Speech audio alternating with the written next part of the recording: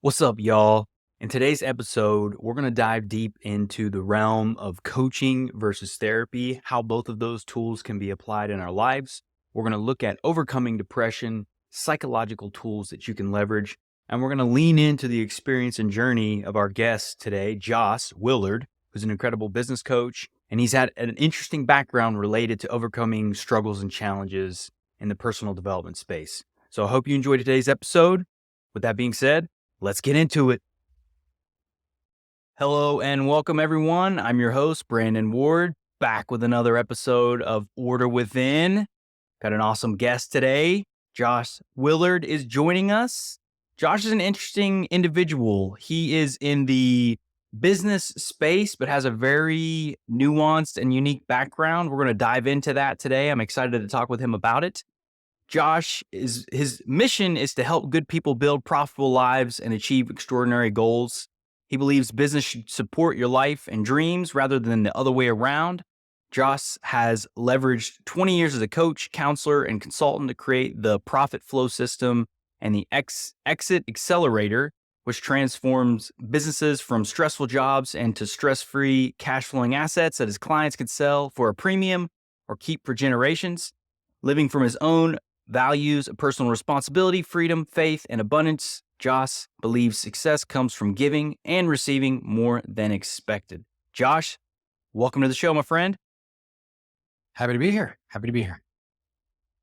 Well, I'm glad you're here, man. I love that intro, by the way. I think that's great. That's one of the things that connected us. I'm a new business broker. You're active on LinkedIn. You serve business brokers in some form or work with them in some fashion. Maybe not Yeah. serve is the right way, but similar spaces. You're helping entrepreneurs get high value exits where you can, which is always nice for a lot of these owners who've spent 10, 20 plus years in their businesses, huh? Yeah, absolutely. And I think you were right the first time. I think there's a certain amount of service for business brokers because, like as we talked about, you guys right now in the economy that we're in are getting slammed by people going, "Hey, I think I want to sell my business, or I'm looking at selling my business." And you look at it and you're like, "Well, okay, my job is to list this business and help you get the best buyer possible, but you're not ready, man." Right? And Which they're is a like, "Well, lot. I don't want to hear that." So it's like, how about we make it easy for everybody and let help you guys do your jobs by having good businesses to list from owners that are ready to exit, and helping the business owners get ready to exit, and helping the business be successful so that whoever buys it buys something good. So I think it's win-win all around, service all around. Very nice. I dig it. I like it too. And I think that's one of the things you and I connected with on initially was just that mission oriented component. Yep. You seem to very much believe in the giver's gain aspect too, with a lot of the content that you give, that you provide, the value that you create. But for me, something that really stood out about your background when we first spoke was you have I guess everyone has if you really get into the details, right? Everyone's got a unique journey to what brings them to Yeah. where they are today. But Mhm. one of the things about you were kind of a coach counselor accidentally early on in your life, and it kind of so much so that your parents had Yeah. to buy you a phone. Yeah. Yeah. Yeah. So back in the days, just in case the gray on the face didn't give it away, back when I was a kid, phones were attached to buildings. And so you called a number, not a person, and you hoped the right person answered. But yeah, when I was a kid in high school, I grew up in a little town in Alaska called Soldotna. So I think we had about 5,000 people in the town and about 35,000 people in the surrounding area. And so I didn't know everybody. We had 3 or 4 high schools in the area um, that served that 35,000 or whatever. And I went to one of them. So the creatively named Soldotna High School. And I was that weird kid. I wasn't like in with the in crowd, but it wasn't a big enough school that you could be too far out. I think there were like 118 kids in my graduating class. Mm. I know people who had 18 in their graduating class, so it's okay. But the point was, I knew some folks. I wasn't one of the super popular kids, but I was the kid that kind of on the sly, people would call or like grab in the hallways and be like, "Hey, Josh, can I talk to you about something?" And I was like, "Okay, sure. What are we talking about?" And, it would be like, "Well, so-and-so says you're a friend or a good person to listen to or a good person to talk to." Be like, "All right, cool." But it got to the point where I was getting phone calls in the middle of the night on school nights from people I didn't know. And my parents got tired of the phone on their side of the house ringing and waking them up. And so they actually agreed to get me a phone number on my side of the house. And so I just moved the phone into my bedroom because my little sister didn't like being woken up by the phone. So I slept right next to the phone, and it wasn't every day. It wasn't even necessarily multiple times a week, but every now and again, a couple, once or twice a week or 2, 3 times a month, the phone would ring and be in the middle of the night. Hello. Like, yeah, is this Jos? Yes. You don't know me. Then why are you calling? Um, right. But so and so, who's a friend of so and so. And they sometimes I'd get the person right away, like, oh, okay, you're a friend of mine. Okay, I know who you are. Yeah, let's talk. Or they'd go like 3 or 4 names deep before I'm like, I think I know who that person is. And they've told other people that I'm a good person to talk. Okay, great. So you'd get up, stagger out to the kitchen, drink, just chug an entire we were Pepsi family, not a Coke family. Whatever. So, The drink an debate entire Pepsi. continues. Yeah. Drink half, 1.5, get halfway through the second one, stagger back. Okay. Caffeine's kicking in, go. Right. And then they'd start talking. And all I really knew how to do at that point was ask questions. Like, okay, so you're telling me this, oh yeah, that's what you totally understand. Okay, cool. So what do you want to do about it? Well, I want to, and I learned that a lot of those calls were circular. Like they'd say, this is what's going on. You're like, okay. So you ask some clarifying questions and like, yeah. And they say, okay, well, so it seems like you're saying you have this problem and you want this result. Well, would the answer not be this action? And they'd always go something along those, yeah, but like, oh, okay. Right. And then they'd go through the whole story again. And you'd be like, okay, it sounds like you just said, you couldn't say it sounds like you just said what you just took half an hour to say the thing that you said half an hour ago. He's like, okay, so it sounds like you said this, this, and this. And maybe there was a little detail or something. Okay, here's why. I get it.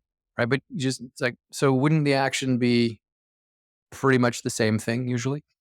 Like, yeah, but like, okay, well, what's the but? Well, and you'd get the story again. And usually it was in cycles of 3. And by the time they'd finish the third time, they'd throw in another detail or something that they hadn't mentioned the first time or whatever.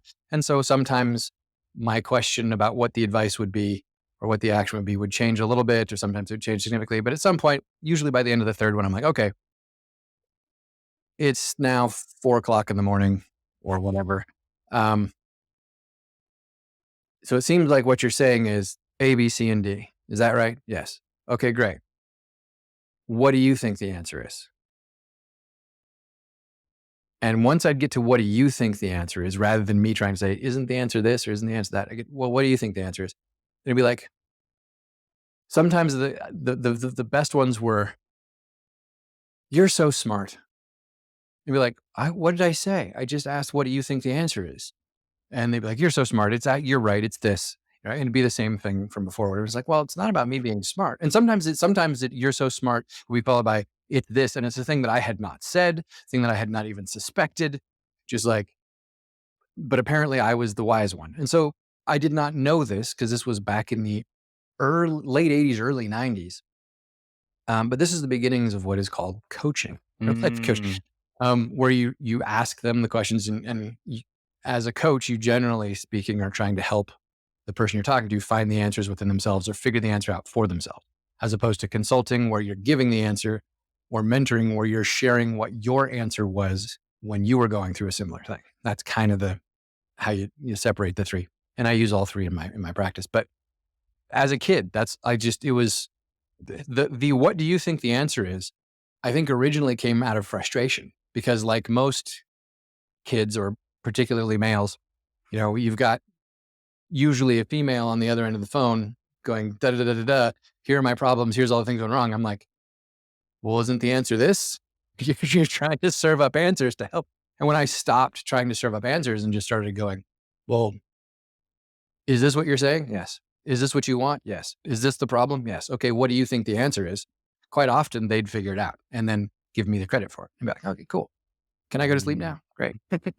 And then you'd see them at school the next day and they would continue to pretend that they didn't know who you were, and onward you would go. And so That was part of my life as a kid.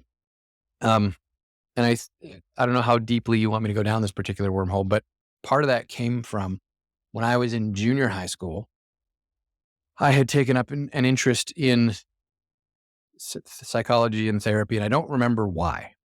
Because I didn't think of myself as that kind of a kid. I liked reading fantasy and science fiction. I would play games. I hung out with my friends. Like I wasn't,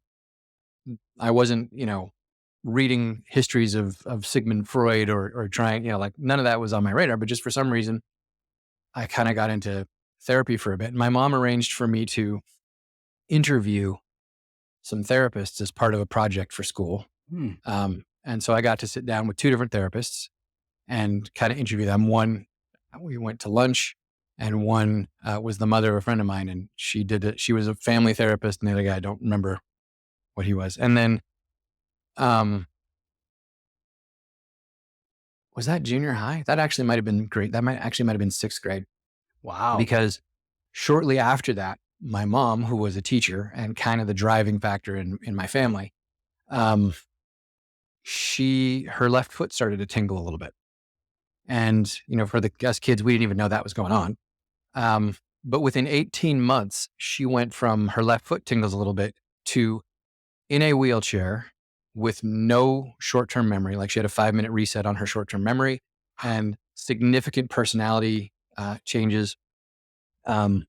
And the prognosis that she would never walk again. And it turned out that it was the fastest progressing case of multiple sclerosis that had ever been seen. And this was in 88, 89, somewhere in there. Wow. No, actually, no, it was before that. 89 is when I went to high school. So this is as I was going into junior high. Hmm. Or between grade 7. I was 12, 13 years old. That's all I know. And so our family had to move and a bunch of other stuff. And so when mom got that diagnosis, they brought us all into a room and they brought in a therapist to kind of talk to the family. It turned out it was the guy that I had interviewed. So that was awkward. Small town. Mm-hmm. So that was a little awkward, but it was what it was. And then the summer between 8th grade and high school, 9th grade, a friend of mine died by gunshot. And pretty sure at this point, although it was never fully confirmed to me, that it was self-inflicted. Hmm. The story that was told by his family was that he had dropped the gun. Hmm. But I think that was more to sort of spare feelings and things. And knowing what I know now and kind of looking back on ways that we interacted and some other things, he was a troubled kid. He had a lot going on. I can see now. At the time, I vehemently, like, anybody suggested that he had shot himself, I would be like in their face, "That's all right. That's not it, right?" Because I was a kid. He was a friend of mine, and it hurt. But now looking back, I think, probably that he did. But the point was, shortly came to school and found out about it that day, and they sort of Wow. made an announcement. And I remember hearing it in class, and I remember pulling my hat down over my head because I was a kid who I wore baseball hats. I pulled my hat down over my face, and I remember the teacher saying to somebody, and I don't know who it was, "I think we have another one for you." And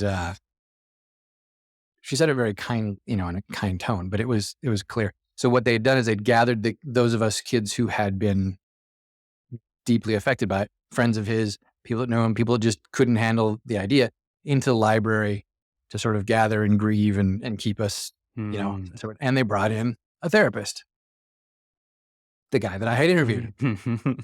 So it was like, "Hey, it's Brian again. Cool. How are you?" So I kind of got to see therapy from sort of both sides of the spectrum, both sides of the issue. And they had from some of them, from him and the lady that I had talked to, who was a friend of mine's mom. And actually that friend, he and I became really close that year. We sort of led the school's memorial for this kid who had died. And I wound up spending some time at his house and hanging out for a while. So that was cool. But they had told me some of the techniques of psychology and how they work and why they do certain things that they do as part of my interview with them. I mean, as much as you tell a sixth grade kid. But then we are in these conversations where I'm on the couch, as it were, and I see them using the tools. Mm. And I'm like, I know what you're doing. And they're like, yeah. It's like, and I,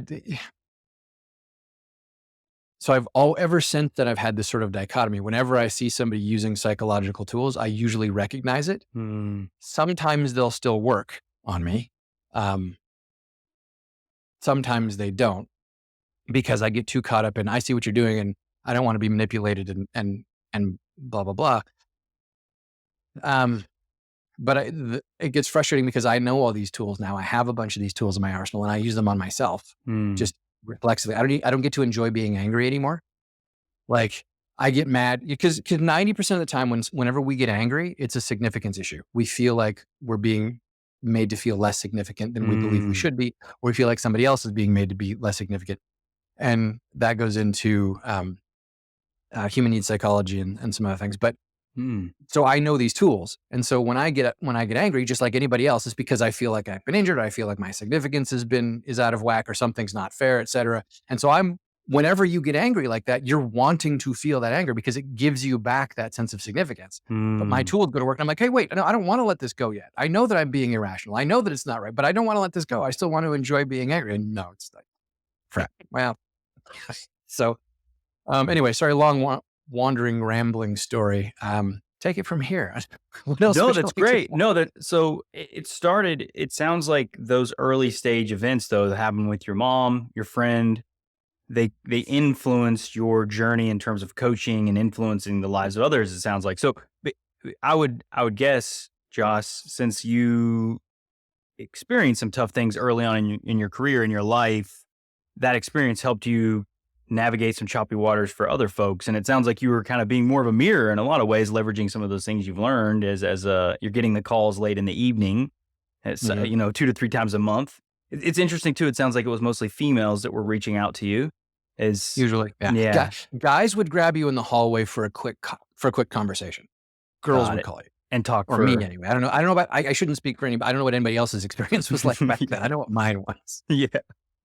But so those early lessons though that you gained, as a kid in sixth grade, learning about what happened with your mom, your friend, and then moving in through high school and moving up, it sounded like that capacity for people to be open with you, to share things with you, stuck with you, and you've carried it on throughout your career. Because you carried on into the Navy. You joined the Navy, right? You joined the military Army, and actually. Army. My Sorry. two best friends went. No, it's okay. My two best friends went into the Navy because they were going to go off and become Navy SEALs, and I went.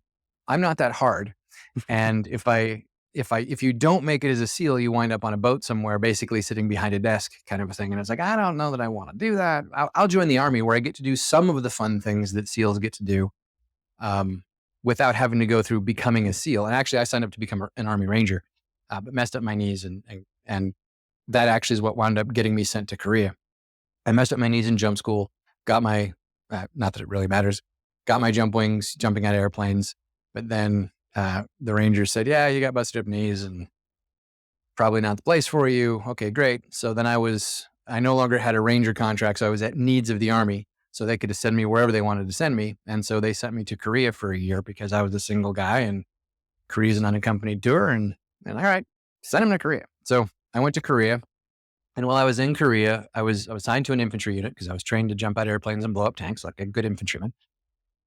And but my knees were still messed up, and the chaplain, just the way Korea is set up, it's a 1-year unaccompanied tour, and they try and plan for when people are going to come in. And this was between deserts, so Mm. the first the technically the liberation of Kuwait, not really the Iraq war, but the liberation of Kuwait happened while I was in high school. I joined the Army after it was over, and then 9/11 happened after I got out of the Army. So it was still kind of a peacetime Army, but there'd been some folks so the Army was still kind of trying to figure out who it was again. Mm. And there was a shortage of people going different places. And so I was there. The chaplain's assistant got sent, went back home because that's what he was supposed to do. And they informed the chaplain, you're not going to get a trained chaplain's assistant for another 2 months or 3 months, something like that. Because we just don't have one to give you yet. This is just sort of how it went. And he, for better or for worse, whether he's right or he's wrong, he said, well, I can't function without an assistant. So he went to the battalion and said, I need an assistant. You need to detail me an assistant. And the chaplain, he was one of those kind of guys. He was kind of demanding. And he came from a certain denomination and outlook that was pretty hardcore, very fire and brimstone-y. And hey, if that's your thing, great. But he was very demanding. And so they were like, well, Willard's knees are messed up. The chaplain assistant basically just drives the chaplain around, files paperwork, and sets up that little portable altar when he goes out to do services in the field. So, Willard, go do it. It's like, all right. And so I wound up going to work for him. And actually, as it turns out, the chaplain's assistants get, I can't remember if it's 8 months or a year of training back then. I don't know what it is today, but back then they got 8 months or a year of training. And in that training includes a certain amount of training in counseling, which I didn't get because the chaplains in the U.S. Army at the time, if they were asked to do something that went against the doctrine of their particular religious denomination or belief, they weren't required to do it, other than certain things, salute and, follow Army regulations, et cetera, et cetera. But there are certain things that they were not required to do, particularly in the space of religious activities. So you can't force a Catholic chaplain to give a Hindu service of some kind, that kind of thing. I right? see. Yep. But so for this guy, his deal was if he couldn't solve your problems with a fire and brimstone speech or something from one of the Proverbs. There's 32 chapters in Proverbs, right? 31 chapters. I think anyway, 31. Yep. So we would read whatever the date was. So today's like October 2nd or something. We would read second, Proverbs chapter 2. The third was Proverbs chapter 3. And if there are only 30 days in the month, well, we were reading 31 and 32 on the same. Anyway, but that was basically his thing. If he couldn't fix whatever your problem was with a good fire and brimstone speech or a point at Proverbs, it was outside of his doctrine. Basically, I'm oversimplifying. I'm not being fair to him, but that basically was kind of how he came across to people. So I wound up doing like all of the counts. So here I am, this 20-year-old kid who's got messed up knees. All of my military training is jumping out of airplanes and blowing up tanks and shooting at people. And I got guys coming in who are dealing with addictions. I've got guys who are dealing with, the fact that they're 4,000 miles away from their daughter on her 16th birthday, or missing their kid's first start as the starting quarterback on the football team, or they're convinced their spouse is cheating on them, or oops, they accidentally cheated on their spouse because it was always an act, unless it was revenge. Or, things like that, all the way up to suicidal ideology. I mean, I was dealing with guys this was back in the don't ask, don't tell era. So guys who were, hey, I'm gay. You can't tell anybody, right? Yeah, no, I can't. So I don't know what to do. What am I supposed to do with this? And so helping all of that. And all I had to go with was, so what you're saying is ABC? Yep. And your problem is XYZ? Yeah. Okay. So what do you think the answer? Like that's Same all I thing had, from high right? school, basically, Yeah, that you were doing. that's the only thing that kept me and those poor people afloat was my stuff from high school. And then some of the tools that I had learned from these therapists that I had met as a kid, right? And I had done a little bit of reading because I'd gotten interested in it going through that. So I'd read some things and some self-help stuff here, but I never felt like, oh, you know what Tony Robbins says? No, it wasn't ever that. It was just like, hey, have you considered maybe this? Yeah, you're so smart. Cool. Thank you for not killing yourself. I can't tell anybody about this, but so that was my deal. And I figured I could handle it for a few months. And then the new chaplain's assistant got there. The guy who was actually a trained chaplain's assistant who was supposed to relieve me, and I would go back to being a normal soldier. And he was there for a week or two, and he had his wife back home was pregnant, and I think with their third or fourth kid, something like that. And he was a really nice guy, really peaceful guy, and he was definitely from a different. He was a strong religious guy, but he was definitely from a different viewpoint from the chaplain. Like he was fire and brimstone were not him, right? So he wasn't necessarily getting along really well with the chaplain.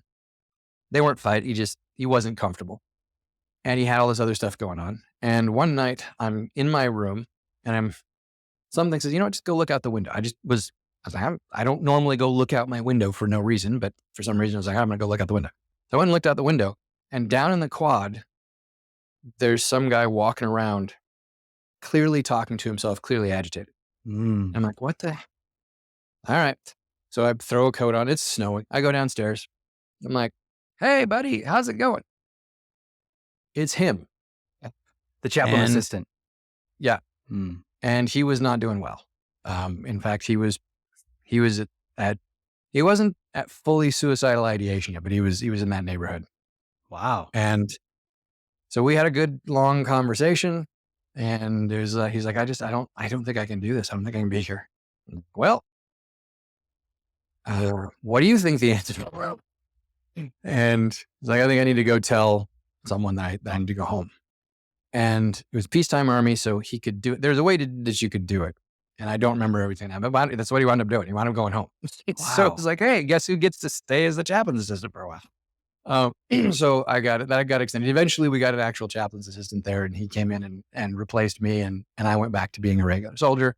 I'd still had messed up knees, so I was doing some other things, but I didn't go back in line. But it was that like 6 months, I guess, that I was a chaplain's assistant Wow. doing all of this. And the internet back then was dial-up AOL, which from Korea was going to be like Probably that. terrible. I couldn't go Google, hey, what's the answer? How do I do this? What is cognitive behavioral therapy? Like that didn't even exist then.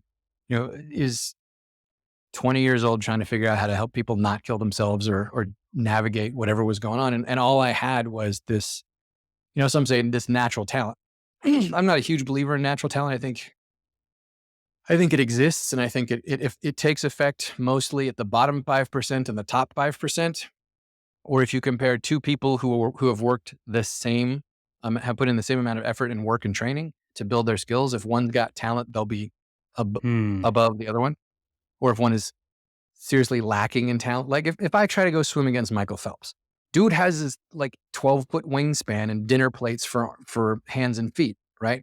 Even if I had been a professional swimmer and worked just as hard as he had, he's going to beat me because he's taller. He's got longer arms. He's got that, right? But, Yep. if I worked as hard as Michael Phelps had worked his entire life, even though I'm 5'10" and my hands aren't that big, like I'm probably going to beat most people who didn't work as hard as me, even if they had more natural talent. Like it depends on how much talent there would like. Generally, it comes into play mostly at that top and bottom ends. And that comes out of a book called Mindset by Carol Dweck. She talks about Yep. that. Love that book, man. That honestly, Yeah. that book changed my life too, by the way. You posted about that the other day.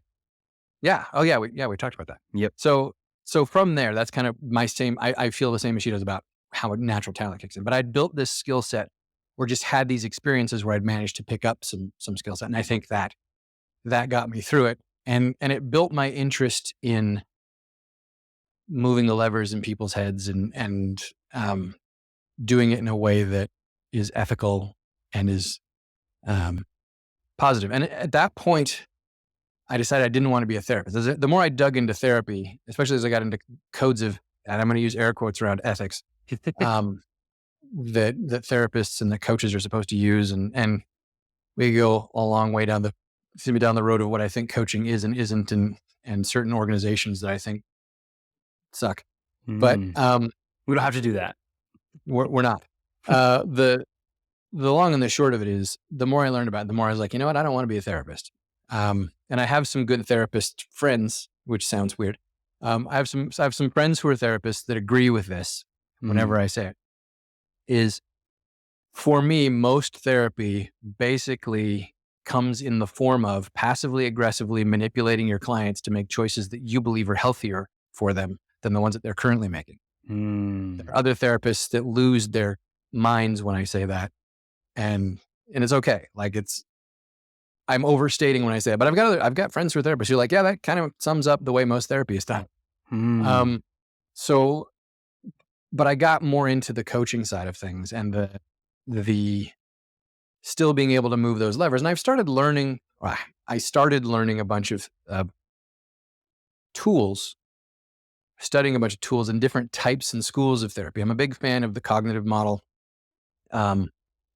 And some other things, but I'm not a therapist. I don't practice therapy. I don't ever want to practice therapy, but there's a school out there that was called strategic family therapy. I don't know if it's still, how strong it still is. But one of the early practitioners in that school, I think one of the founders of that school, was Chloe Madonnas.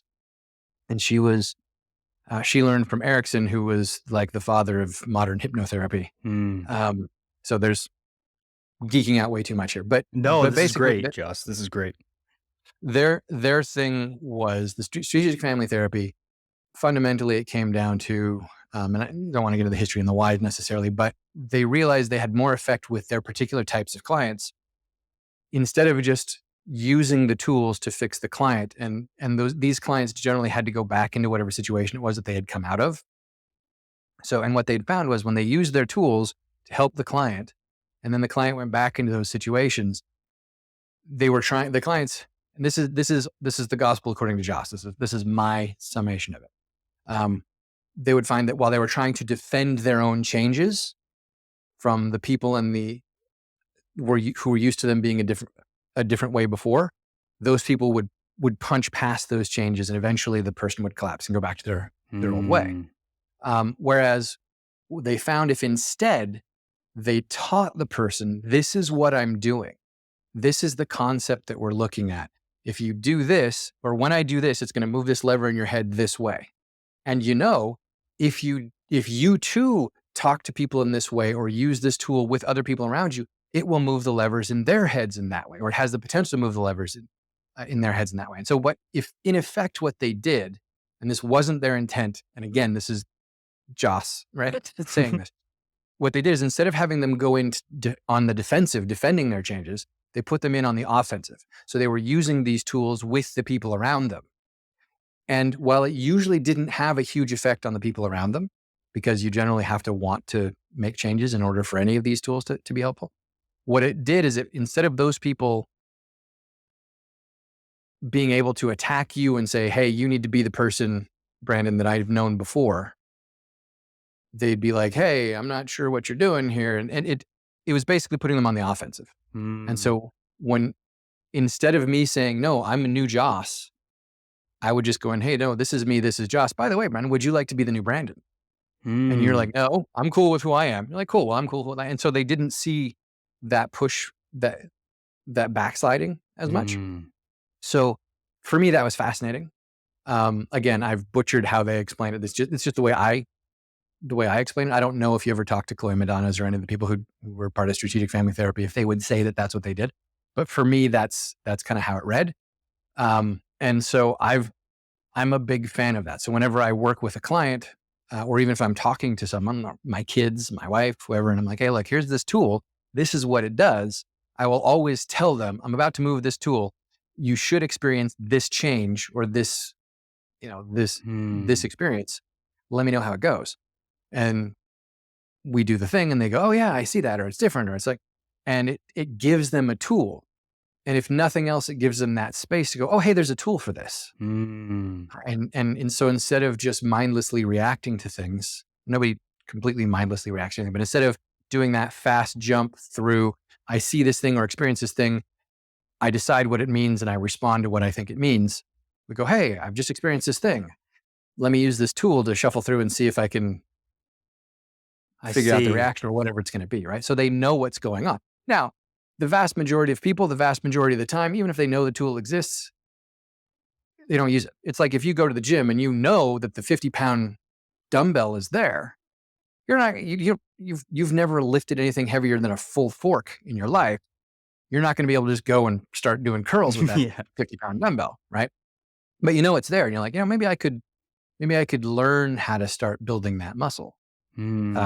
So mixed metaphors all over the place, but that's kind of what I've learned to do and what I like doing, as opposed to just, being the guy on the chair with a notepad going, so tell me about talk therapy. Because it's kind of playing into a lot of the authority, or you're kind of playing the authoritative figure. You're in the power seat in a lot of ways, aren't you, Jos? When you're playing not maybe playing isn't the right word, but when you're in the therapeutic role, I feel like there is definitely a power dynamic that exists there between client or therapist. Yeah. And I think so. But I also think that can vary significantly depending on why that person is there.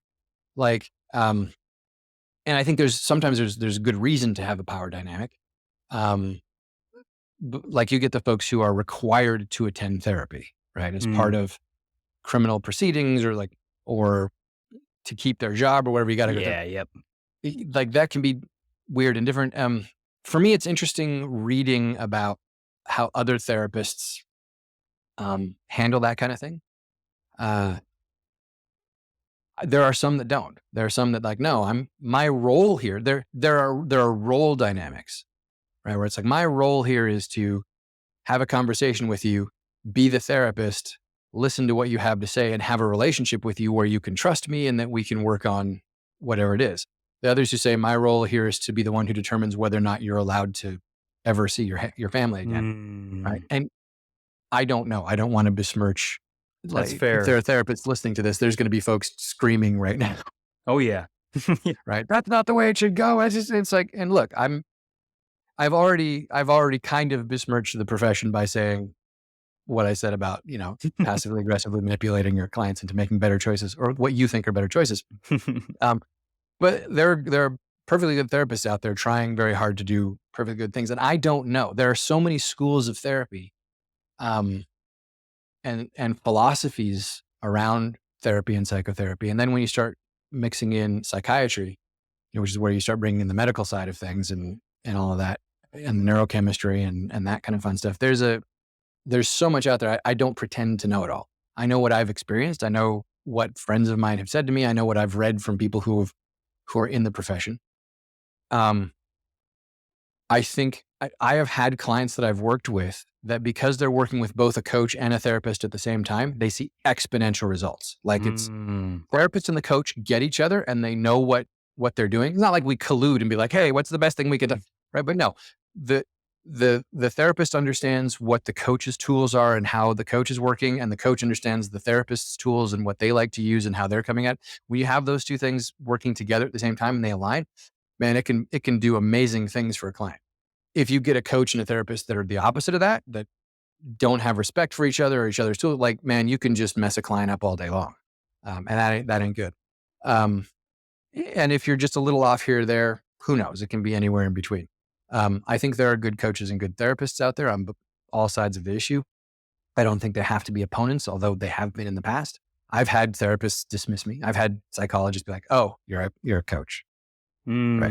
and then It's like, kind "Yep, I am. of, You're a therapist or whatever, right?" Um, Congratulations to you. But it's there are two different modalities that use some overlapping tools to the point that there have been lawsuits, uh, where colleges of psychology have accused life coaches in particular of practicing therapy without a license. They've never won that case, which actually, and I think it was in Colorado when it was done, and the College of Psychology pushed the case, lost the case, and we're going to appeal it. And all their members said, no, don't appeal it because now we can charge as much as coaches do. And so a whole bunch of therapists now say therapist and coach, therapy and life coaching, or counseling and life coaching.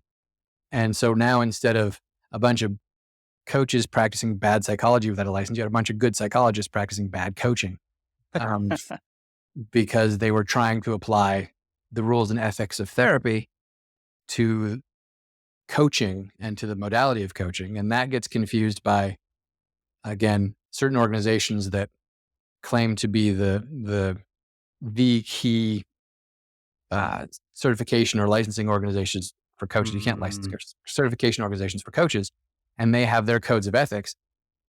And two of them, who were started by the same guy, have basically the same code of ethics, and that code of ethics is word for word copy pasted from a College of Psychology code of ethics from one of the states. mm. They adjusted a few things here and there, but it's almost, and it basically makes, if you follow it, you basically make coaching utterly useless. You make it practicing psychology without a license, which I think is a very, very bad idea. That is for you. Is that a lot of the pushback because you've been a coach now for quite some time, Joss? Both kind of personally with a lot of just the way Mhm. your life has taken you, and then also as a professional business coach now. Eh, So you have to distinguish between those practices, right? A coach practice versus a therapeutic practice is very Yep. very Yeah. it's important, isn't it? Yeah, absolutely. I think there's room and actually necessity for all of them. I think there are certain types of therapy that are based on anecdotal mistakes throughout history. Mm. Um, relationship coaching that involves hitting each other. That's one. Right. Uh, but I think there are coaches out there, there are coaches that have never bothered to learn the tools. There are a lot of people in the coaching space that, like me, had a background or a skill set or a natural talent, or they just attracted broken people coming to them saying, hey, can I get you? There are a ton of people out there who have never bothered to go and learn the actual skill set. That, I think, is just as dangerous as a therapist who's trying to act as a coach, or a coach who thinks that he can do the same things or she can do the same things that a therapist can do. I think it's not stay in your lane because there is overlap.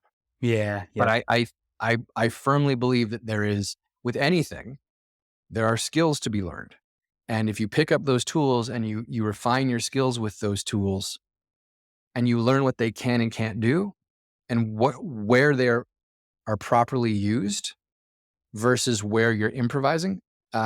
So as a metaphor, if you have a toolbox that includes a sledgehammer and a saw, and say screwdrivers, other tools, whatever, but you've got a sledgehammer and a saw, and you know what a sledgehammer is for. Mostly, it's for knocking down big things. You generally aren't going to use a sledgehammer to drive a nail, right? Because it's not what it's for. It's too big. You're likely to thump your thumb, right? But if you have a nail that you need to drive into a board, and the only tool you have is a sledgehammer, you know what? The sledgehammer can do the job. It's not necessarily going to be as efficient. There might be collateral damage, but you have a tool that can work. To me, there are coaching tools and again, I'm not saying that coaching is a sledgehammer. It's a big blunt instrument. I'm not saying therapy is a big, right?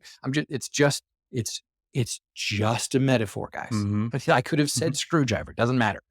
If you have something that a client needs to accomplish and you're a therapist and they need coaching, well, the therapy code of ethics says that you shouldn't try coaching. You should say, this is not this isn't my space. You need to go do this. But very few therapists will recognize that.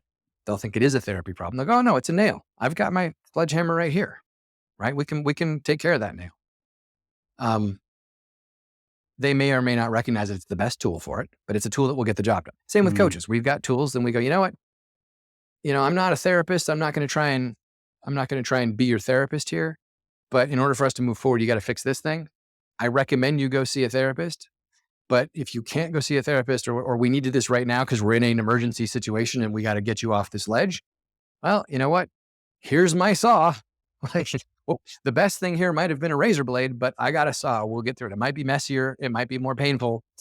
You're definitely going to need to go get more professional help to deal with the damage that we've caused by using the saw instead of the scalpel. You're right.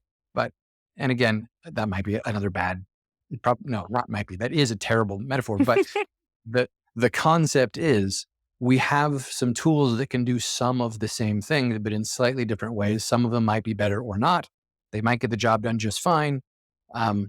It's important to not say, hey, I'm a coach, therefore I can do whatever a therapist can do, or to say, hey, I'm a therapist, therefore I can do whatever a coach can do. You do different things. You do some of the same things. But even when you do the same things, you're doing them in different ways, usually. How do you distinguish those differences in your practice, Josh, when working with clients? I mean, does it come up often where you I feel like you need a therapist, or So in my coaching agreement, that I'll work with people. I don't use it a lot with my business coaching clients because it's usually a slightly different thing. Although 90% of business problems are personal problems showing up in the business. So, but I have a coaching agreement that says coaching is for people who are generally mentally well adjusted. It is, it's not for, if you're feeling suicidal, it's not for treating depression. It's not for treating anxiety. It's really not for treating anything.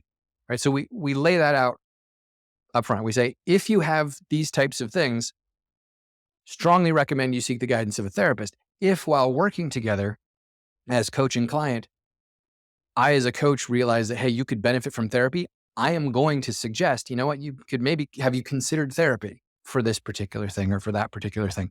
Because I generally, I'm one of those people I don't know how many of us there are. I don't want to say that there's not very many. I don't want to say that it's definitely not all of us, but I'm one of those people who, having skill sets from both camps, having experienced both things, I'm one I'm very good at going, this is a thing where I think you could benefit from therapy, in particular, this type of therapy, right? I generally see where a therapist tool works versus where a coaching tool works. And the way I'll usually run it down is coaching is to take you from where you are now to where you want to go. Therapy generally Mm-hmm. is for helping you deal with something in the past that is keeping you from going where you want to go now. I Right. love that. That's So, yeah. And where coaching and therapy overlap the most, I think, is the cognitive model. Like, so the cognitive behavioral therapy, as it's described by, who is it? I can't remember his name. Anyway, he's a therapist. He teaches cognitive behavioral therapy. Um, he generally says other schools of therapy, other types of therapy, their job is to go down as deep as possible into the muck that is your past and dig up all of the things. Dig them out of the dirt, bring them up to the light so you can examine them, pull them out, figure them out, let go of them, or put them in their proper place, which then allows you to move forward. The cognitive model typically starts at the top and will go deep, but only as deep as we need to go to cut free whatever anchor you're attached to so that you can move forward and deal with it. Um, I think coaching is similar to that. Coaching is we'll go backwards if we need to, but if I go backwards and I find that there's an anchor that is holding you in place, as a coach, it's not my job to come in with my bolt cutters and try and cut that chain. My job is to go, hey, have you noticed this anchor? Yeah. Okay. Would you like to release yourself from that anchor? And if you say, yeah, hey, I've got, here's the clip right here. I'm out. I'm good. Great. I've done my job. We've moved along. However, if you're like, well, I'd love to, but then my job as a coach is to not go, okay, well, here, let me pull out my hacksaw and come down there and cut through that. Again, that's a tool I have if we absolutely need to. But generally speaking, I'm going to say, you know what you could really use? You could really use a welder who knows how to come down there and cut this thing free in a way that's going to completely cut it off, completely free you from it, clean up all of the garbage, et cetera, and let you, i.e. go see a therapist, right? Yep. And it's up to the client whether they want to go see that therapist or not. So I love that distinction. So does that come up often in your practices? Because I know you do business coaching. I know you do some life does and personal coaching as well. But like, does that come up Yeah. super often? So Or not as much anymore. In older days when I was doing more of the relationship side of things and working in some of the more, I was dealing with a lot of folks who were dealing with alternative lifestyle things, stuff like that. And it came up a lot. It came up a lot in that space because a lot of that stuff has to do with past trauma, has to do with not being able to have processed certain things or made certain decisions, stuff like that. And so quite often I'd say, you know what, this is a thing where, you might want to go see a therapist. I have concerns about that now because I've seen, particularly in Canada where I live, there's a certain amount of ideology, I think, that is in the professional space where it's less now about actually helping the client deal with and process these things and more about labeling them and going, okay, this is who you are. This is what you like. Like I dealt with a lot of folks in that space where, so one example is had someone who would come to me and say, I have these things that I want to solve, but I can't because I have depression, right? I'm happy to work with you as my coach and help me solve these things that are coach focused things, but I have this depression thing and it's going to come up because it always comes up. And I'm not expecting you to, I know you can't deal with it. It's a therapy thing. But it's going to get in the way of solving these other things. And my deal is, all right, well, are you dealing with it with the depression? It's like, well, no. I mean, I've talked with different therapists. I don't want to do this. I don't want to be on the drugs, blah, blah, blah. And I was like, okay.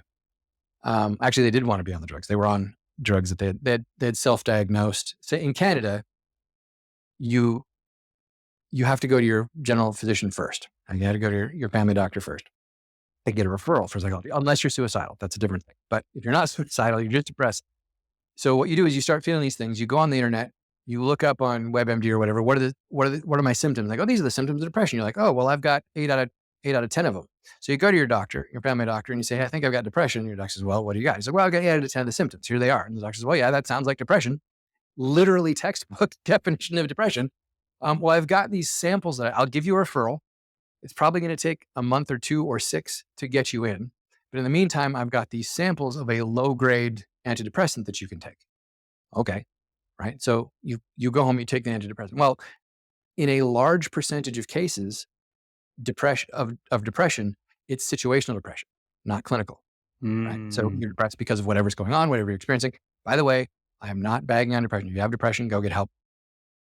Whatever help you get can be very helpful. But situational depression does not diminish depression. That's the exactly right. Like right. that's yeah. But it's very easy in Canada to experience situational depression, self-diagnose as being depressed, go to your family physician, get a referral to get a psychiatric referral or a psychological referral, and be given low-dose antidepressants as a sample. Well, the situation has changed. You start taking the sample, the situation changes, the depression goes away. By the time you get to see the psychiatrist, like, okay, so tell me what you were dealing with. I was dealing with this, right? You had this, you were having depression. The doctor gave you pills. How are you doing? Well, I've taken the pills. The depression seems to have gone away. Great. We'll just give you a lifetime prescription for these antidepressants. Because obviously it was the pills, right? So now that doesn't happen all the time, but it can. And so I was dealing with some of that. So here was a person that, in my opinion, had self-diagnosed depression. I wasn't going to touch the depression. It's not my space. So go to a therapist. They do or they don't. But what I did with them is I started working on, so what we're not going to deal with depression. If depression comes up, the depression comes up, you wind up staying at home, you miss a session, whatever, we'll figure it out. We're going to deal with these other things you want to deal with. 6 months into working with them, they come to me and they say, you know what, I realized something. So what's that? It's been 5.5 months since I've had a bad day. Like and a bad day was a day where depression just overran their lives. They stayed in bed. They couldn't function, right? Like it's been 5.5 months since I had a bad day. I'm like, oh, that's interesting. It's like, in fact, I haven't felt more than like mildly down in 3-4 months. I'm like, yeah, that's interesting. Because what we had done is the depression in this particular individual's case, not a doctor, not a therapist, not a diagnosis, but in this particular individual's case, what it looks like from my perspective is that depression was their comfortable problem. They had all of these other things that they wanted to change and fix that weren't good in their life. But as long as they were depressed, they didn't have to face them. They didn't have to deal with them. They could just go, oh, my life is terrible, but it's the depression that's keeping me from doing anything good. So I can be comfortable in having the label of I'm depressed. Yep. But once we fixed all those problems, there was no reason for the depression. Now, we didn't fix all the problems in 2 weeks. But once we started working through that stuff and accomplishing those things and moving them forward, there was no more reason. There was no more need for the depression to defend themselves from these other things. And I've seen stuff like that to a greater or lesser extent many times, right? See. So do I see that a lot? Where I have to say, hey, I think you need a therapist? I will always say to somebody, hey, have you considered talking to a therapist about this? Why not? Why so? What experiences have you had? My role is to deal with these things. If the therapist stuff needs dealing with, you should go talk to a therapist about it. Now, there have been a number of times where I've said, you can't do these things. You do not have the capacity to move from where you are at forward with any of the tools that I have to give you until you let go of this giant anchor. I cannot remove this anchor for you. You have fully welded it in a chain around your waist that I do not have the tools to cut through. You have to go to a therapist. I can't. It makes no sense to continue working with me until you've gone and worked through that. So I've, for lack of a better term, fired clients because they needed a therapist, not a coach. And nothing that I would do with them was going to work until they took care of that problem. It's not super common, but it is a thing that I think coaches ethically should do if they once they realize that that's a situation. And I think it happens. I know it happens. I think it happens. It's not uncommon. It's not every day. It's not most people, but it's common enough that a coach should know how to spot it and know how to go, hey, look, this is I think what you need to do. Now, there are times you go, you know what, if you go talk to a therapist and start dealing with this, we can have exponential results if you go start talking to the right kind of therapist. So go talk to a therapist, come back to me in a month, and we'll see what's going on. And I've had that happen and done well with it. But generally speaking, in business coaching, most of the time when I suggest a therapist, it's for relationship, it's marriage counseling, Yep. because I'll deal with a lot of folks, family-owned businesses, or the business owner or the CEO they feel like they're making all the same decisions in the same way that they would make them at work. So they've built this business up. They had 10 years of great stuff happening. And then all of a sudden for the last year and a half, everything they touch, instead of turning to gold, turns to crap. And they're like, I haven't changed the way I look at things. I follow all the same processes. I don't know what's going on. And you look at it, it's like, oh, well, actually what you've got going on is you've got family problems at home, and that's affecting how you show up at work. You might want to consider talking to a therapist or going to a counselor with your family and getting that squared away. I see. Well, and that's sounds like that perspective component for you, Jos, has been a very powerful piece for you throughout your life, really helping people see that perspective. In a lot of ways, you're a mirror for many people. You're just holding up information. You're sitting there. I think there's a lack of appreciation for the power to be able to be a clean, kind of present human for somebody, ask questions, reflect back to them so that they can see what's happening inside themselves. It's when we're inside ourselves, we get in our heads, we're spinning out. You mentioned it, even the client you just talked about who had depression, quote unquote. And again, I'm not diminishing that depression, but it was related to situational components. They work through those things with you, and then all of a sudden they not feel depressed anymore. I think that can be the case for a lot of people when we're in scenarios, we're stuck in our head, we're stuck in our ways, but working with a coach can kind of jostle you out of the everyday rot. Yeah. And that work alone can help you break out and kind of become more of who you feel you need to be. And I mean, has it been your journey, some of that in your practice? Yeah, absolutely. I think there's the old expression, it's all in your head, right? Now, it used to be a dismissive expression. Oh, it's all in your head. Well, and then there's some people who've gone the other way that think, yeah, everything is in your head. Right. And I'm not, but I don't know if it's all in your head, but there is never not some part of it in your head. And if you can adjust where your head is at or where things are at in your head, it's going to give you a much better opportunity and much better leverage to handle whatever the part of it is that isn't in your head. Right. So, and I think that's, there's so much science behind, and this is where the whole concept of, sorry, I'm not going to finish a sentence here. I'm just going to jump from subject to subject. So let me try this again. There's a bunch of science behind what has become now the school of positive psychology, right? I don't know that I go all the way down that road with positive psychology, but there is science that shows if you come at something from a more positive perspective, if you can have that gratitude, if you can have even a certain sense of disassociation. So it doesn't even necessarily have to be positive, but just being able to go, okay, I am not, and we've talked about this together too.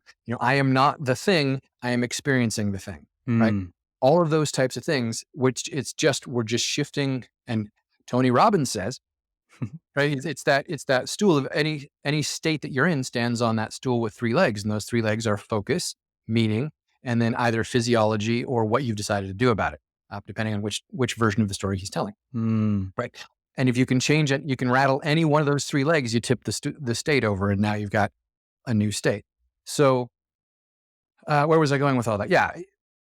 The concept, like you said, even just holding up that mirror and giving that little bit of space for that person to go, oh, maybe this isn't me. Maybe it's something inside of me, or maybe it's something external to me, or maybe it's an adjustment, but it gives them that space. And when you have that space, then you can get some leverage, right? Where was I? Yes. So Wayne Dyer, who actually he was a psychologist. He was, Dr. Wayne Dyer, a philosopher, but he had that thing, like his deal was in the book, Excuses Be Gone. He talks about, I know we're way over time, sorry. In that book, Excuses Be Gone, he says, it's a 2-part statement, and most people stop after the first half. The first half is, I am where I am solely as a result of the choices I've made to this point or the decisions I've made to this point. Okay. Now, the vast majority of people who hear that stop right there and they have one of two reactions. Either the reaction is, that's not true. I didn't ask for that drunk driver to hit me, like all these different things. Right. And we can do the cold hard argument and go back and it's like, well, you chose to be at that spot at that time where that drunk driver happened to be. And then he chose to intersect with you. If you hadn't made this series of choices that put you there at that time, maybe it didn't happen, right? Mm-hmm. You can do that, but I'll leave that alone. That's not really the point of this conversation. But you have the people who argue that, this was done to me. I didn't choose to experience certain things. Like, no, okay, cool. Then you have the other half who go, yeah, it's absolutely right. I am where I am because of the choices I've made. And I always make crappy decisions and I don't know how to make good decisions and I'll never make good decisions because I'm a terrible person. Because it's like, whoa, that's also equally wrong. Right? It's the second half of the statement fixes all of that. The second half of the statement is, and I have always made the best decisions I knew how to make at the time. And the beauty of that is it gives you responsibility back. It stops the blame. When you have the responsibility, you have the power. You have the ability to respond, which is a lame thing, but and not at all the way the etymology of the word works, but it works for us in English, right? It's like you have the responsibility to change things, to take that power. But the other thing that it does is it resolves and it relieves you of blame. Because this is a thing that Dyer liked to say a lot, especially in his later years, after he had gone into his Tao Te Ching work, is that you can't expect more of someone than the best that they know how to do. You can teach them how to do better, and then you can expect more of them if they agree to accept that responsibility. That's key too, right? But that's also you. So that statement of, and I've always made the best decisions I knew how to make at the time, doesn't mean you didn't know there were better decisions to make. There is not a smoker on this planet. Well, there's not a smoker in the Western world who thinks cigarettes are good for them. Right? Every single one of them knows that it would be better if they didn't smoke. There's a better decision to be made. It's not that they don't know there's a better decision. It's they don't know how to make that decision for whatever reason, because they've let themselves fall into addiction and they don't know how to not let that addiction take control, or it's because they don't know how to interact with these people who are their friends. If they're not standing outside at the smoke break for 15 minutes and lighting up and smoking together, it's a bunch of, they don't know how to make the better decision. That to me as a coach is a big factor in what I do. I help you learn how to make better decisions. And then, like a personal trainer, I help you build the muscle of making those better decisions. Because like we said earlier, just because you know that going to the gym and lifting a 50-pound dumbbell could make you stronger, if you've never lifted anything heavier than a full fork, you have no idea how to lift that dumbbell. Like you might understand the basic concept of walk up, extend hand, grasp dumbbell, flex. But there are ways to do that are safer than others. There are ways to do that will help to actually build muscle versus the ways that will destroy muscle, i.e. grabbing that 50-pound dumbbell, never having lifted weight before, and yanking up on it, that's probably going to damage things, right? Yep. Well, the same thing. If you say, hey, I want to learn how to make a better decision around smoking. If I just say, hey, you know what, go cold turkey, tell all of your friends I don't smoke anymore and you guys shouldn't either. It's just terrible for you. We're going to create damage. We're not going to help anything because your friends are all going to be like, hey, dude, and they're going to flip you all kinds of fun partial hand waves and they're going to tell you you suck and they're going to stop being your friends. And now you're going to be feeling alone and you're going to have missed all of those things and you're going to be socially ostracized and you're going to be lonely. And when you're lonely, that's going to feed into depression and anxiety. And guess what? Depression and anxiety feed into your habits of self-calming by smoking. So not only are we not going to fix the smoking, not only are we going to be doing damage, we're going to do damage and you're going to be back now with all the damage done still smoking. And all your friends are going to be like, hypocrite, right? So don't just go yank on that 50-pound dumbbell. Learn how to start with body weight exercises or resistance, or get someone who can help you learn how to make that better decision and then practice making those better decisions in a way that helps build your strength and helps build your ability to continue to make those better decisions. That's what I love it, Jos. In a lot of ways. So it's the awareness the recognition of an idea is really not much of value if we don't take that awareness, that idea, apply it, especially in methodical ways, learning small ways, iterating, and having a coach, Mhm. somebody there around you can help you start small in practical ways and build up and iterate over time and improve that. That's why some of the highest performers in the world, best performers in the world, all have coaches too. It's Yep, absolutely. the nature of the work, isn't it? Yeah. I mean, like, if you want to look at those high end athletes, they all started playing when they were kids. Now, some of Hmm. them started playing before they were able to walk. Others waited till their teens and their prodigies, whatever. They started when they're kids. They figured out how to hold, like in the case of hockey, they figured out how to hold a stick and how to skate and how to smack the puck around. Like, they didn't need a coach for that. They needed someone to go, okay, here are ways to do that better. Here are things Mm. that you can do that don't seem like it has anything to do with what you're doing on the field or on the court or on the ice or on the track. But if you do these things over here, they're going to make this over here better, right? That's a coach. That can be a mentor versus, yeah, well, we won't get into like the consultant falls apart when you try and put That's them in yeah. that metaphor. We- The the consultant's out there consultants are swinging just the their stick for you. own. They're their Yeah, own. yeah. But no, like you said, it's deciding.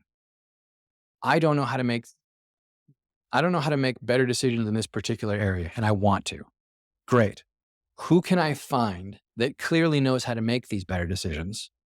And those better, like that, this might be things about addiction. It might be things about being better at business. Yep. Maybe figuring out how do I play cards better? Like whatever it is, whatever the Be a skill better set husband, be a is. better father. It could be anything, right? Absolutely. Yeah.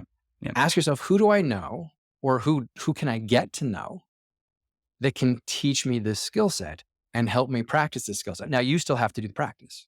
That's the You still key. have to Got build to up put that in the muscle memory. work. Yeah. Got to put in that work. But if you go find a person, that's step one. You can do it on your own to a certain extent. Absolutely. You can go Google it. Everything in the world. There's very little real information out there, leaving politics aside. There's very little real information that you can't find out there by Googling or YouTubing or TikToking or whatever it is. You can find. Now, you'll find a bunch that contradicts itself, Hmm. right? You'll find people who say this is the way, and people say, oh, that's not the way, this is the way. And so you have to thread through all of that. And then you have to practice, and then you have to figure out, okay, how does this apply to me? And et cetera. So there's doing it yourself. It can be done. And there are many, many people who have successfully, although painfully in most cases, figured out themselves by finding a mentor online. If you don't have somebody nearby you that you can go talk to and have a relationship with, finding somebody online, absolutely go do that. Read a book, Google search, watch the YouTube videos, et cetera. That's a great place to start. But as soon as you can, I highly recommend finding someone that you can interact with that can give you a little bit of that mentoring side as well, or help cut the learning curve. So instead of going, well, these 5 people say do it this way, these 4 people say do it this way, and this person over here says do it another way, what's the right way for me? It's like, well, if you have someone who knows what each of those 3 ways is and when they're properly applied and when they're not, and who's full of crap and who isn't, they can sit down with you and go, well, tell me, what is it that you want to accomplish? What is it that you like? How do you prefer to approach the world, show up for this thing, et cetera, et cetera? Great. Then it seems like for you, it's possible that this is the right one. Why don't we take a look at that and give that a try? And then they can watch you as you're learning how to do it. You know what? Actually, turns out you think you like doing it this way.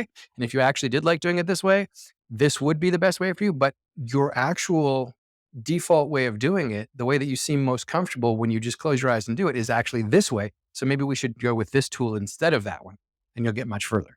Right. So it's that external perspective who can Yeah. say, this is what you look like. Like you say, hold up the mirror and say, this is what you look like when you're closing your eyes and swinging randomly at a golf ball. What if you did it this way instead? I love it, Josh. Well, Josh, this has been fantastic.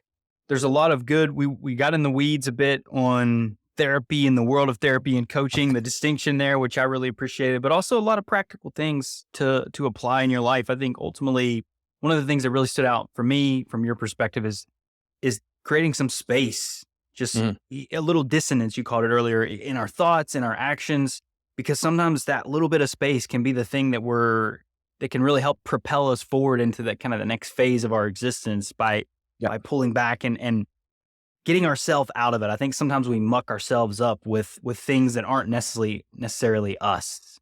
Yeah, absolutely. In and out, which is cool. So Josh, That's another good hour-long conversation right there. I But know, honestly, I was like that. We really could have went out from that because I've talked about that before too. And it really is just such a powerful practice. But these little things, I think you learn over time, you apply them in your life and they add up over time. It really does compound. So Yep. Josh, for anyone that's listening out there, what would be your kind of final takeaway? Where can they get in touch with you? I'll link to everything in the show notes, obviously, but Gotcha. Well, the easiest way to get a hold of me is go search Jos Willard. I have a website, joswillard.com. That's where most of the business coaching stuff is. I'm on Twitter I'm on Twitter, but I'm mostly on LinkedIn and a little bit on Facebook and Instagram. So search for Jos Willard, you'll find me. Final thoughts, biggest takeaway. I think, without trying to be terribly profound, because whenever I do that, I fall flat on my face. There's a lesson there, children. I think it comes to this. It goes back to one of the reasons why that Dyer quote is one of my favorite. Wherever you're at, wherever situation you find yourself in, as hopeless as it may seem, that's not you. It's where you're at. And because of that, you can change it. Now, you might need help to change it, but you can start. And if nothing else, you can start by realizing, I want this to change and I'm willing to get help to do it. You might not know where help is. You might feel like I know I need help. I want this to change. I know I need help, but there's nobody coming to save me. I'm in a spot where it's just me and I'm trying to survive. Okay. And then help yourself. Or come listen to podcasts like this. This is a form of getting help. This is a form, right? This is starting. It's recognizing you want it to change and that you're willing to take steps to get help, even if it starts with helping yourself. And when you realize that, there is nothing that can stop you, because the trite saying goes, everything will be okay in the end. And if it's not okay, it's not the end. Oh, Joss, that was a great takeaway, man. I love that. Well, it's been a pleasure having you on the show. Excellent ending there to that. It's a great way to close out the episode here. So I really appreciate your time. For the audience, the ears, the eyes, I appreciate your time as well. Hopefully you're enjoying the content. Hopefully you enjoyed this conversation with Jos and I. I'll make sure to link in the show notes his website if you want to have any interest in working with him as a coach. He's a guy that's active on LinkedIn and Twitter, as he mentioned earlier. He's around. So I certainly appreciate y'all's time. And until next time. Thank you for listening to Order Within. If you found the episode helpful, please consider sharing, rating, and subscribing. New episodes will be released every Thursday at 11 a.m. Eastern Standard Time. Until next time, y'all.